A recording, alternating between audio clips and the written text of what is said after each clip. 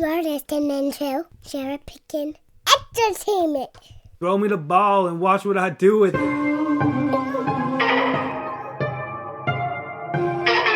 are now tuned into the CherryPickin podcast with your host, Andre Cherry.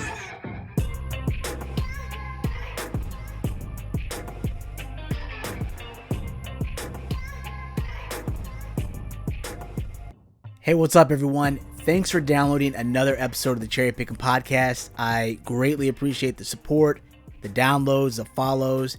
Thank you so much for downloading another episode. I know it's been a minute since my last episode, which was probably before the NCAA college football playoffs, so way back before the new year. But this episode will be a little bit different. I'm taking a little bit of a detour from my usual college football focus to talk about my upcoming trip to the Final Four this Saturday on April 6th in Phoenix, Arizona. Yes, that's right. I'm going to the Final Four on Saturday, April 6th. I've never gone to a Final Four event before, and honestly, I'm not sure that I'll ever have the chance to go again to root on the teams that I love, which are NC State and Illinois State. Illinois State was a school that I graduated from. I'm a proud Redbird, and it would be crazy if Illinois State ever made it to the Final Four. That would be an awesome moment.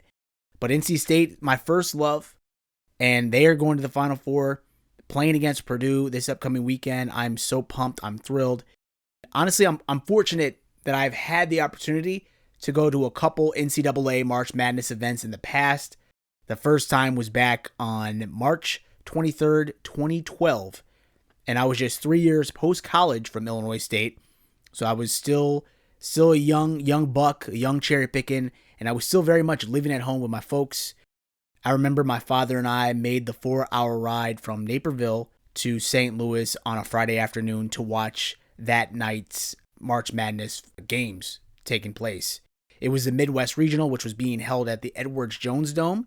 And as a side note, I remember picking up our tickets at the will call outside the arena, and I remember seeing former ISU basketball coach Tim Jankovich at the side entrance. And he was still actually the head coach at Illinois State at that time. And I called out to him and told him I was a former Redbird. And he probably was no more than 50 feet away from me. He looked a little nervous when I hollered out to him, but I think he eventually dapped me up soon thereafter. He said, "Go Redbirds." And he was waiting to be let into the Kansas entrance. And I may be misremembering this, but I thought Bill Self may have come out of an entrance to kind of greet Tim Jankovich. Some of the coaches on Kansas came out to say what's up to Tim Jankovich, because if you remember, Tim had previously coached as an assistant with Bill Self at Illinois and then also Kansas before he took the job at Illinois State back in 2007.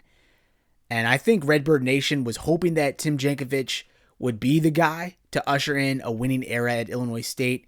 He ended up going 104-64 in 5 seasons with 4 NIT appearances. But what's funny about all of this is that about a month later, after the run-in with Jankovich, he would announce that he'd be leaving ISU to be the coach in waiting at SMU under Larry Brown, making big bucks. But I can tell you, when he made that announcement, it definitely sent shockwaves through Bloomington Normal. It sent shockwaves through the whole ISU community, because Tim Jankovich was on the verge of doing something really nice and special at Illinois State, and then he just leaves.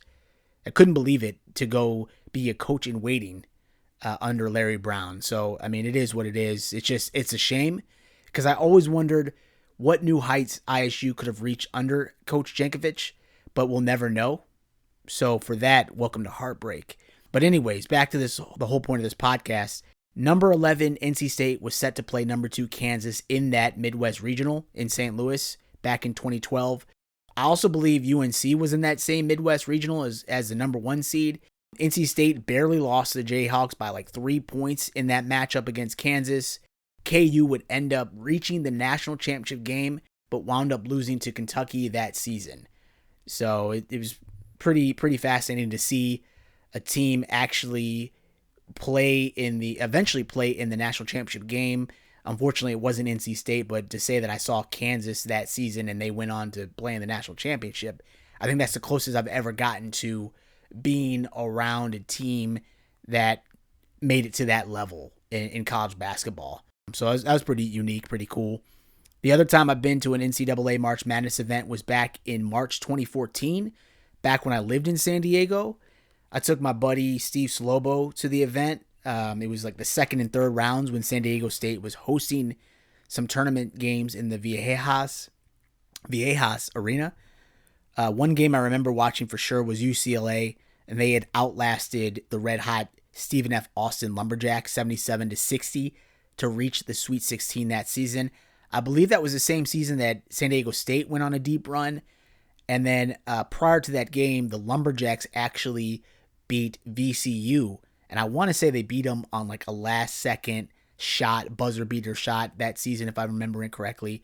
So there was a lot of interest for the Lumberjacks in that regional. And unfortunately, they didn't have enough to outlast UCLA. But it was a cool experience nonetheless to see March Madness basketball. I feel very blessed to be able to see some of these games. But if you know me, and you know me well, or maybe you know me a little bit, and you're listening to this episode, you know one thing you'll never forget about myself or my family is that my family is huge NC State fans. So my dad graduated from the university back in the 80s during the Jim Valvano years in 82. NC State is more than just a school to my family. It's a way of life. NC State is in my blood. Growing up outside of Chicago in the 90s, I can tell you with supreme confidence that no one else was repping NC State where we grew up besides my family. And that is a fact. That's a fact. Schools like UNC and Duke were well represented amongst my peers in whatever fashion sense we all had at that time in the 90s, early 2000s. But I was definitely the outlier. I was the weird one, the outcast when it came to showing love for NC State on a regular basis. Nobody else repped NC State like we did. So I was known for NC State. That was just my thing. And I was proud of it. Like I was proud to be an NC State fan. I felt unique. I felt special. And I always believed that NC State could be that school that dominates the national talk, that dominates talk around the hallways, the locker rooms. Like NC State was just waiting for its moment to be a champion or to be highly regarded as a team that's a serious contender in whatever sport it may have been in. Like NC State could have been that team. They unfortunately were never really that team for me growing up. Like nobody ever really saw them reach those heights that they're on right now, certainly. But it didn't matter to me. NC State was my school. And despite the fact that NC State won basketball championships back in the day, that was back in the day. None of that history mattered to kids who grew up in the 90s. It might as well have been ancient history to us. And same goes for Chicago sports. Cubs hadn't won a championship in like 80 years at that point, and the Bears hadn't won a Super Bowl since the 85 season. Like we weren't even born. But that team in 85 is so well revered. Everybody loves the 85 Bears. Walter Payton is the GOAT. But it's like that stuff happened before we were even born. So, like, we don't have these memories, certainly not with NC State, where it's like it's fresh in our memories and our minds. We weren't even alive yet. Still, I remained faithful to NC State throughout my entire young lifetime. I grew up going to various camps on NC State's campus during the summer, such as the Herb Sindek basketball camp, as well as the Chuck Amato football camp. I was around some coaches that would be big stars later on in life. So for Chuck Amato, Manny Diaz, I met that guy back in the day when I was a kid. He was a good coach. Doc Holliday was a coach at, I want to say, Ohio for a while, or Marshall, rather. I mean, these coaches I grew up with. The Miller brothers, so Sean Miller, he was around as well at the Herb Sindek camps. Archie Miller as well. He was an Indiana coach for a brief period there. So like I'm surrounded by these great players, coaches, whatever the case may be. I was around these guys from an early age, and it was just ingrained in my blood. Like it was in part of my culture that NC State would just be a part of my life. Going to the Chuck Amato camp, I really wanted to play football for the Wolfpack so bad. Like that was my dream school. Ended up going to Illinois State, didn't play football there, but it was always my dream growing up to play football at NC State. And I remember in high school back in the early 2000s when I'd get clowned. Whenever March Madness rolled around and I'd have NC State in my Final Four of my brackets, fellow Naperville Central Redhawks would laugh in my face. Upperclassmen would laugh at me, thinking how silly I must have been that I had NC State in my bracket all the way, making a deep run to the Final Four. That I'm ruining my bracket before I even turn it in. They thought I was silly, but it didn't matter to me what the Wolfpack seeding was in the tournament. I always believed NC State had a chance to dance deep in the tournament. However, the farthest they've ever gone in my lifetime has been to the Sweet 16, which for some schools would be great. NC State has a gaggle of Sweet 16 banners, and I say that with air quotes. They don't have banners for that, but you know what I mean. Like, they've reached a Sweet 16 on numerous occasions, and that's good for a lot of schools. But in the ACC and with NC State, it's different. NC State already has 2 championships in basketball. It's like the Sweet 16s are nice, but they are a better team than that. They at least they had been a better team than that up to me growing up as a youngster. But NC State's no slouch when it comes to basketball, especially in the ACC. It's just we haven't had a chance to shine like that in quite some time. But it's ironic that this year I have the Wolfpack in my finals in my bracket facing UConn. I had already predetermined that at the start of this tournament that NC State would go on a run, and boy, have I been surprised. Boy, have I been pleased. It has been amazing to watch. Seeing them reach the Final Four has been unbelievable. NC State reached the Final Four on 3 separate occasions.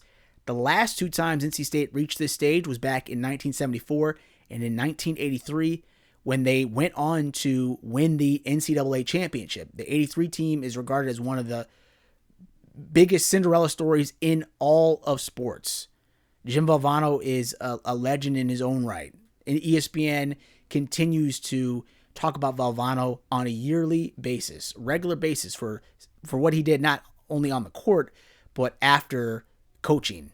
He lived a remarkable life in the Jim Valvano Foundation. But it's just that 83 team is special. And I don't know that this team will ever top that, but it feels like they're on a special run. And I'm not trying to get too far ahead of myself right now. I'm thankful to be here in this spot, that NC State is in this spot. To even get here has been nothing short of a miracle, truly. During the ACC tournament in DC, the Wolfpack won 5 games in 5 days to claim their first title since 1987. Along their journey, they beat schools like Virginia in stunning fashion, they beat Duke, and they also beat UNC in the final. The Wolfpack weren't even going to be in the dance, but they won all of those games to claim the ACC tournament championship and an automatic ticket to the NCAA tournament. From there, they've gone on an incredible clip of beating teams including Duke last weekend in the Elite Eight to secure a spot in the Final Four. I'll repeat that. They won 9 straight games to reach the Final Four. It's been truly incredible watching my beloved Wolfpack go on this run right now. There's been multiple occasions in the past where NC State has upset teams, whether that's been in football or basketball, but nothing compares to the Wolfpack's most recent run in the tourney. I have never seen this in my lifetime, and what's more special is that everyone is watching this. It's not just me seeking out a random game between NC State and whoever. NC State has captivated an entire country, and perhaps I say the world. Players such as DJ Burns Jr., DJ Horn, and Michael O'Connell have become household names seemingly overnight. This is a moment that I hope doesn't end anytime soon. I wanted to watch NC State in person down in DC during the ACC tournament, but unfortunately I had some other stuff going on and couldn't make it. I would have hopped on an Amtrak real quick, and I was bummed because the tournament is usually in another site like Charlotte, which is a lot much further away from me. But this year it was literally in my backyard. I was kind of kicking myself because little did I know that NC State would go on this dominating run in the NCAA tourney, and never once did I think that I would be purchasing a ticket to this year's Final Four, but here we are. I'll be flying out early Saturday morning to meet my father, who's already out there at the time I release this episode. So my dad went out there early. He's staying all the way through the championship game. So regardless if NC State makes it or not, he'll be out there. He'll be in place. I unfortunately cannot stay for the entire weekend through Monday night. I have some obligations that I have to take care of back on the East Coast, so I'll be flying to New York on Long Island for a meeting that I have, but I'm just thrilled to be there for the Final Four game against Purdue. I'm not taking it I'm not overlooking Purdue. I'm not trying to do that at all. I'm just trying to enjoy the moment of the game that we have guaranteed to play on Saturday, which is against the Purdue Boilermakers. I'm thrilled to be watching NC State in the Final Four against Purdue, but I'm really looking forward to sharing this moment with my father, the biggest NC State fan I know. It's tough when you get older because it feels like time gets away from you. You don't get to see your loved ones as much as you used to, especially for me being in Philly and most of my family being spread out across the country these days. I've got these fond memories of growing up with my family and my father, but now we're also grown and independent. I'm fortunate that my parents are still around and alive, and whenever I see them these days, it's just a reminder of how much time has passed, which is not a negative thing necessarily. It's a blessing that we're able to get old and grow older. I think what's tough though is like I realize we don't have all the time in the world to spend with our loved ones. Time is fleeting. So it's my hope to create some long-lasting memories with my father during this Final Four run. NC State is facing number 1 seed Purdue, and at the time I'm recording this, they are a 9.5 point underdog. It's not going to be an easy matchup, especially with a star like Zach Edey at center for the Boilermakers, but anything is possible. Anything is possible. The Wolfpack have come this far and haven't given up yet. I'm just honestly glad to be in the building. There's no guarantee that NC State will ever get back here again in my lifetime, so I'm not trying to take this moment for granted. I just want to soak it all in. After all, NC State wasn't even supposed to be in the tournament this year. They were bound for the NIT or whatever is below the NIT. I mean, they had to go on an incredible run to even get in the tournament. They got in the tournament, and then they're in the Final Four. That is unheard of. That I can't even believe it. I cannot believe it.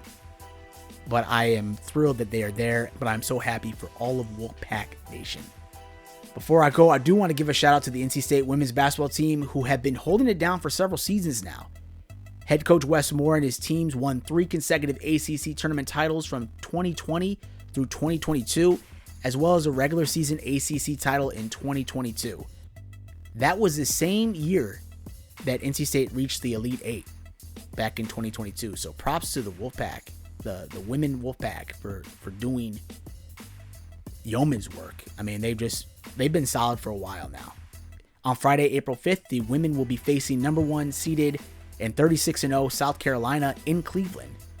I'll be watching and wishing the women good luck from home here in Philly, but I'm just pleased that both the women and the men's team are in the Final Four together in the same season. That's some UConn stuff.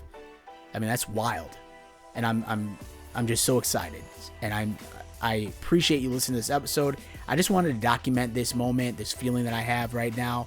Maybe I'll do this in a couple different parts. Maybe I'll do a part after I come back and just kind of recap the experience. Maybe I'll be able to talk to my dad, get him on here, talk to some other fans, just capture the moment. But I sincerely appreciate you downloading this episode. I appreciate you rooting for the Wolfpack on this journey. I know everybody loves an underdog story, and they have captivated a whole country, if not the world. So I'm going to sign out. I'm going to sign off. But before I do, I just want to tell you, if you don't remember this, if you didn't know, we all go to NC State. Go Wolfpack. See you at the Final Four. Thank you again for tuning into my Cherry Pickin podcast. If you enjoyed this episode, please feel free to subscribe to my show and drop me a rating on Apple Podcasts. All of my digital content can be found at the website CherryPickinSports.com. And if you are looking to interact with me via social media, my Twitter handle is @Cherry_Pickin. That's PICKIN. On my Twitter, you'll also find a link to my blog where I post my weekly college football predictions and analysis. I can also be reached via email at cherrypickinsports@gmail.com. Please feel free to reach out to me regarding what you like about this podcast or about what content you'd like to hear more of on future episodes. I sincerely thank you for your support, and I can't wait to talk to you again soon. Take care.